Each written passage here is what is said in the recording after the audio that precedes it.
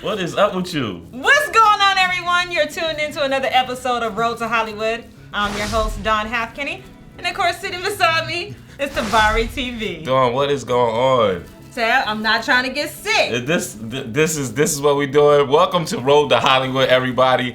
We got our main man, Njima Williams, here coming to drop some knowledge. He's one of the most working actors I know. The man stays in commercials, TVs, movies, and he's coming down here to drop some jewels on us and tell us how to stay busy in this industry. And Dawn, you just gonna keep us sanitary. I'm making sure we good around these two, because I don't know who you had down here who was okay. Down. All right, let's wrap this up. Yo, stay tuned to this episode of Road to Hollywood. Bang.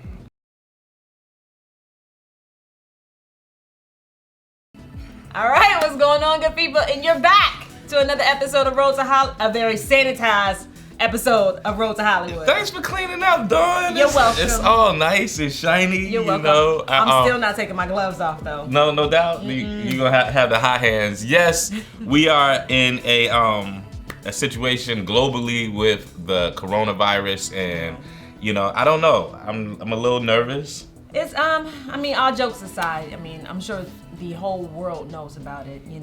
From schools closing to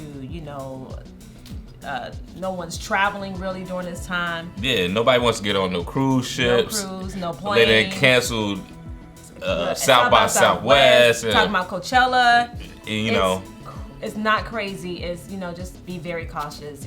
Make sure you wash your hands. Wash your hands. You know the birthday song, Happy Birthday to You. Oh, did I tell? No, let me tell everyone. So my nephew was in the restroom one time and he was washing his hands. I was like, what is taking him so long? What is he in there doing? So I went in there, I said, what are you doing? He said, I'm washing my hands. I have to sing the ABC. So I was like, okay, and I step aside for a second and he's like, A, B. I'm like, man, he doing the long remix. He's doing the long remix. But definitely everybody, be culturally aware of what's going on. Yeah. Definitely keep your hands washed. If you're sick, stay home. Stay home. Mask. Clean, Lysol, Clorox, everything, bleach down. Are you bleaching down? I've done turned my carpets, my floors, and my clothes. Everything is bleached away. We have to be socially responsible. We definitely have to, definitely take care of ourselves. Make sure that we're, if you're not feeling good, go see a doctor. Please. And we're gonna get through this, people. We definitely gonna get through this. But on the Me Too movement. Me too. Wow. Harvey Weinstein got 23 years. Wow. You clapping it up? I'm clapping it up. I feel like he actually deserves longer than that, but I mean, hey. That's what's up, man. I definitely, being in entertainment for as long as I've been in, I definitely know that there are predators and people that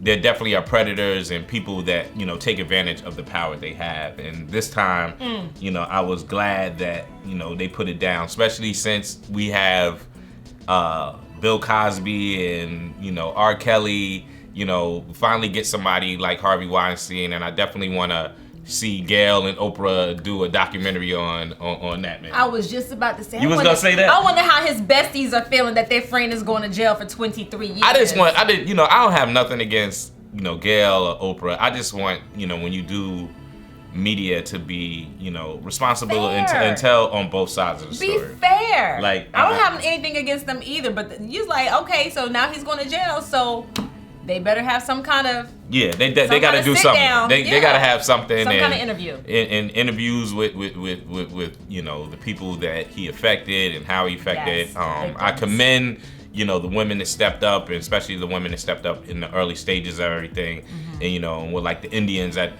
coming over the hill. They got some of the arrows thrown at them first, but through the years everything's caught up, and it looks like they they convicted him and did the right thing. Hey, So on better notes, I saw you the other night at Lim's art show. I love Lim. Lim is so talented. Yeah. Lim, we love you. You know that.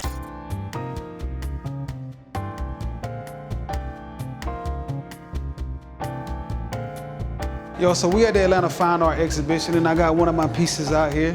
I brought a piece called Inside the Cocoon. It's a mental health piece that deals with, it pretty much illustrates how mental health affects everybody, not just certain types of people. Find a way to illustrate that in a way that kind of make people not necessarily so ashamed to talk about it. It makes me feel good that people want to stop and see my work and want to take pictures of my work. A lot of times when I see artists and they just walk past a painting, they walk past a painting, they walk past a painting, and then they see mine and stop. It's kind of hard to explain that feeling, but it's a really, really good feeling. I love it. I'm Lem Collins, and the A stands for art. It just speaks for itself. Go buy his artwork. That's what's up. Lem Collins. Everybody follow Lem Collins. And it's also like, I'm working on an art documentary right now. It's called the A stands for art. And I just been really engulfed in the art community in Atlanta. And it's just like blowing up, since Keisha Lance Bottom came and became the mayor. The whole city has kind of just exploded with art. There's over 100 or more murals up. There's art, demonstrations every month, and I will definitely keep you tuned with what's going on with the A stands for art, my art documentary, and I'm super excited about that. Yeah. But I'm excited also for you guys to just get this information of one of the workingest men that I know, man. And Njima Williams stays just relevant. When I tell you, from commercials to TV to film, he has it hands down across the board. Like, he books everything. Yeah, if you're an actor, you need to really turn into this episode and just get the knowledge of this brother. And he's definitely humble about how he goes about it, and it definitely wasn't a rocket start. He had some, what? I'm just gonna, just save it. Let's let them see it. Let's just let them see it. So everybody tune in and buckle into this episode of Road to Hollywood with my main man, Njima Williams.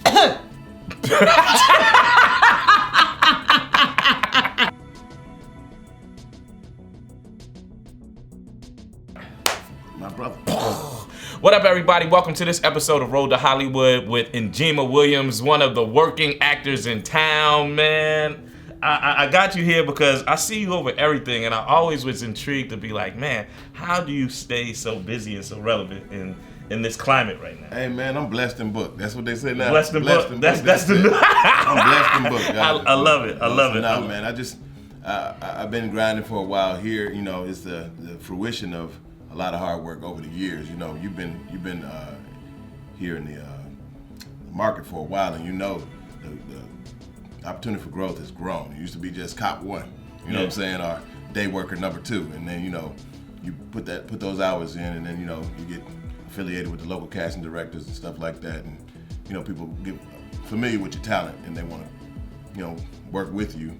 And that's what's been happening with me. That's what's up, man. The first time I got an opportunity to work with you was you were a character on Meet the Browns. And then I feel like the day that I've seen you on Meet the Browns, I've never kind of stopped. There's never a period of anybody that's in town right now that haven't seen you in a period of time. There's you always continue to kind of do things, and it transcends more than just the television. I see you in commercials, and I see you. Is there a different approach that you do for the commercial stuff, or how does that kind of go with you? Well, when you working with these projects, you're trying to be picked. Mm-hmm. So at the end of the day, there's a decision maker behind it. Mm-hmm. So when you bring whoever you are to a character, you want to embody the character. You want to become. People say I become something, and I'm not this. Well, you're still a person that has an interpretation of it. So my approach for a cinematic role is a little more grounded, a little more focused, a little serious. If it's a serious role, and even if it's comedic, it's still a little more. It's a little more studied. With commercial, it's a look. Okay. 9 times out of 10, they're just trying to fulfill a look, and then you try to embody that charisma of whatever that character is in that capacity. So when it goes from commercial to film or television, I do have an approach, but it's not. It depends. I might switch it up for whatever the director is that I work with before I know what they want. So that's how I kind of. So bring me through your acting. Did you know when you were growing up as a kid that film and acting was what you wanted to do, or how did they bring me through that whole process? Right. Well, look, so I knew, I was latchkey, so when I was coming up, I came home, opened up, and these kids don't know what that is right now. Latchkey kids, if you're not familiar, back in the days, you would come home by yourself at 6 years old with a key on your on your person. Sometimes they would pin it on you because I would lose mine. So you would come home, open the door, I had a little neck chain. You had the lanyard. I graduated to the little hook on the belt. But you would come home, open the door, fix your own food, you know, turn the TV on and let it work while mom and daddy would work. So, I have an 8-year-old, and I was talking to her a couple weeks ago, and I was like, "Are you ready to be home by yourself?" And she was like, "Absolutely not." Bro, I got a 16-year-old, and I'd be like, well, are we gonna leave her? I guess we can leave her. Yeah. The times have definitely changed. So, you can get back into it. No, that's good. So I grew up with cartoon characters and TV shows, The Incredible Hulk. All right. Those shows kind of raised me in that in between time. So I always wanted, was fascinated by it as a youngster, and through life you always think about it. When you're young, you're like, man, I wonder what it's gonna be like. I could do that, and you start to move in that direction in school, like with theater and film, plays at church and things like that. And then I realized that I really had a talent for it, and I loved it. Mm-hmm. And then, fast forward to later on down in life, and I'm just like, I was in my 20s or so, or late 20s, and I was like, man, listen, I don't want to be in my 70s and saying, man, I wish I could have done that. Right. So I just took a shot, and that's what we at now. So tell me, like, when you were kind of coming into it, and you started booking roles, and like, man, this is, I got to check, man. Yeah, man, look, man, that was a long time coming though. In the beginning, it's passion, because at the end of the day, I tell folks all the time when they come to me, it's like, okay, I want to get in this and be rich. It could happen, but really and truly, as an artist, you got to have a passion for doing it. So no matter if I would have just been doing community theater, I knew that acting wasn't something I'd do. It's something that I am. So when I realized that, I was just like, okay, how do I get paid to do something I really love and not let it be work every day? And then once I started booking a couple of roles, commercials.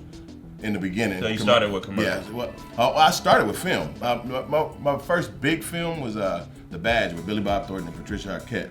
Way back, I was working. I had a regular square gig, but I was auditioning at the same time, and I booked that, and then I booked a national commercial while I was working at my regular job. And I was like, oh, this is easy. This cake work, okay. I can get this and keep my job, and then that didn't happen for a very long time. So it's like, okay, so you got the glimpse of how it could be. I got blessed, and I was like, okay, this is cool. I can do this. I can wear this. And then there was the wilderness. Okay. You know what I'm saying? Okay. So and so I saw what it was, and then I went full bore in 07, 08. So that's when I made the transition to go full time, and singing for your supper. And there's some grinding that you have to do. I like that term, singing for your supper. Yeah, that's what you gotta do. Sing for your supper. That's what auditioning is. Yeah. So that's the one of the key components of what you have to do to be successful in this business audition. So you get out there and you grind, and sometimes you get recognized, and it's really a good feeling to do that, and you get to work with some great cool people. But at the end of the day, there's a passion. It's something I love to do, and I'm glad I'm able to make a living at it. So, I mean, what is your training? Do you go to classes, or how do you go about doing it the way? Because I really feel like your approach is working, whatever you're kind of doing, and that's what also intrigued me to kind of, what is this brother doing, and how does he keep relevant? Well, no, I definitely had some training. I went through Florida State for performing arts. Okay. And then I also went through the Little Theater program. I'm from Baton Rouge, Louisiana, so it was Baton Rouge Little Theater at the time. Went through the courses. I had the foundations and the building blocks. Mm-hmm. And then as an adult, and once I transitioned, when I kind of first got to Atlanta, I was working. I had to book some roles and stuff, so I was at an audition with a cat named Dwayne Boyd. I think you had him on the show. Yeah, I got Dwayne. You know Dwayne. Shout out to Dwayne. Shout out to Dwayne Boyd, Fan Fam in the building. Shout out John Chafin. Did you see his new commercial? Yeah, I love that. So anyway, we were at an audition together. You know how Dwayne talk. Yeah. Hey brother, so what you from down here? So he started talking real fast. I'm like, okay, cool. So that's a good Dwayne Boyd impersonation. Oh wait, nah. I got a better one. I didn't practice it. So he's like, yeah, bro. So we got the Pan Fan. So you coming out? See what's going on? We coming out. And I'm like, all right, see what's happening. So this was back when we were in downtown Decatur, and I pulled up on them, and we had a ball. Like there were some really cool people that came from that time period. So that would be some classes that I took. And that's what I when I tell people, you know, especially actors when they come to town, like I tell people two things. Like, Tabari, how do I kind of get in the game? And I say a couple of things. I say go to Autumn Bailey's, get connected. Yes, hook up with definitely. Dwayne Boyd. You know, go out to the classes and definitely PA. You know, get onto a set or PA or do some background work so you know what that environment is. Because one thing, film and television is laborious, it's brutal. You know what I'm saying? It's like, it's real tough days. And then when they start compacting on, you know, that kind of separates the men from the mice. Absolutely. You know, and you gotta have thick skin. Yeah. A lot of people that, you know, are artistic. When you're an actor, you know, sometimes you're sensitive, and you get on a set, and some people just don't give a damn. You know, they don't have a time to coddle you. No, absolutely not. And that'll put in that capacity as a PA, and you're not a producer or a director. You're the grunt. You're the front line worker. Yeah, definitely. But PAs make the world go round, really and truly. Definitely. But you learn humility, and you also learn how to the interpersonal relationships that happen on the set, and understand that, you know, on being on set is how you get work. Yeah. And with me, I came up. My background was music, and I was like a super intern. So I was like, when I had the opportunity, like I took my steps all the way back, and I was just like, man, I want to get in there. So the opportunity for me to PA, you know, presented itself, and I was like, man, I'm gonna kill this. You know what I'm saying? And I just went, but in regards to that, it gives you the interworkings of just everything. Like, you know, starting from the bottom and realizing like how coffee and water could mess up a whole day. Come on, man. If the right person, you want to make sure they got what they need, and you know, and just all the protocols and all the bureaucracies that are on the set. And then I have a better command and understanding of film and television production. I had produced a movie one time, and this was like the first time that anybody had been on a set, and it was tough because people don't understand that the things that you do at 5 a.m. in the morning and being on time and everything, they catch up with you at 5 a.m. It rolls downhill. It rolls downhill. When that 15 minutes that you took to get there, your call time at 5 and you get there at 5:15. Yeah. Now you got to get through the works, and somebody else is supposed to be through the works. 100. And now we you know we catching daylight. Yeah, you know, we running. keep shooting. We're losing light. Losing the light. No, professionalism is key. Yeah. As an actor, that's something that there's things that you have no control over. You have no control over who picks you, but you do have control over how you manage yourself and your professionalism and how you show up on set and readiness and knowing your lines and that type of thing. These are things, the factors that you can control that, you know, everybody can do that. Right. You know, and a lot of people, you know, some people don't. Yeah, And I see you on some big television shows. We did American Soul, the Don Cornelius story. But us Bama folks, we can always tell when it's a storm coming. Ain't that right, Sil? Hey, how you doing? From the looks of things, not nearly as good as you are, Joe. Okay. Atlanta FX with Donald Glover. Hey, boy, I ain't seen you about 11 years, boy. Let's hang out. They go get a bill. So I follow them to the goddamn gas station. We get 2 bills. They ain't get but 2 of them, but they with the big ones, though. They with the big ones. You know, anyway, so nigga like, man, come on, let's go to the house and drink them. So we get to the house, like, man, my old lady here, so we just gonna drink them on the porch. Feel me? I'm like, boy, APD be rolling through here, boy. He done talk me into it, so sure enough, APD done roll up and seen the goddamn 2 cans out there. Locked me up for public intoxication. All right, give me 3 tips real quick. 3 tips, okay. Never be nervous. Never be nervous. And that sounds so you go like in there weird. with the cold blood. You just going in there to get it. And don't when I say that never be nervous, I'm speaking in absolutes, but I don't. Obviously, there's been times I've been nervous, but what I notice the most, where I have the most success, is when I'm the most comfortable. Because at the end of the day, you're there for a reason. They see something in you. They've given you an invitation to be you. So don't go in there with, you know, put all these crazy expectations of, oh man, I gotta do this, if I don't get this, it's gonna be the end of the world. I was just having a conversation with Raven, Raven Drummer, and we were talking about that. It's like I had been in some auditions with her, and sometimes I see actor coming for audition, and I could see the weight of the world on them when they're walking through the door for the audition, and it definitely translates in their performance. Like if you think that this is gonna be the role to get your bills paid, and get your, you know, your Georgia Power paid and all that, like you wear it and you definitely see it. You're killing your artistry, Okay. because there's no room for growth. There's no room for your charisma. There's no room for you to be you. The thing that separates you from everybody else out in that room is the essence of you. So if you're, you know, all tight and focused, I got these lines, I got every line in my head, you know. If you're supposed to be so comfortable with the lines that now you just have a chance to play with it. And then don't be scared. The other thing would be don't be scared to make a strong choice. Okay. So a lot of people go in and it's like, okay, I want to do this exactly the way that they want me to do it. That's one approach. The other approach is, I see this character. I know what he is. I see him in this environment. Let me see how he interacts. I'm gonna build this character and make a choice that may be different from what was there. I'm not saying just go out and make your own lines up, but I'm saying don't be scared to take an opportunity to improvise. I always say do it straight first. Do it exactly the way it's written, and then make a second choice. Putting some buttons on the end and things like that. Yeah, absolutely. Yeah, I had a friend that it was like 2 eras in her acting career, and it was one was the actor we were talking about in regards to everything, the weight of the world on her, and then she took a couple of years off. She had a child, and she came in. Acting wasn't everything to her. You know what I'm saying? She was doing some other things. Exactly. And so when she went into the audition, she was telling me, she was like, I'm happy when I go in and I'm being me, and and it's not everything in the world is not on me. And she was like, boom, she starts booking.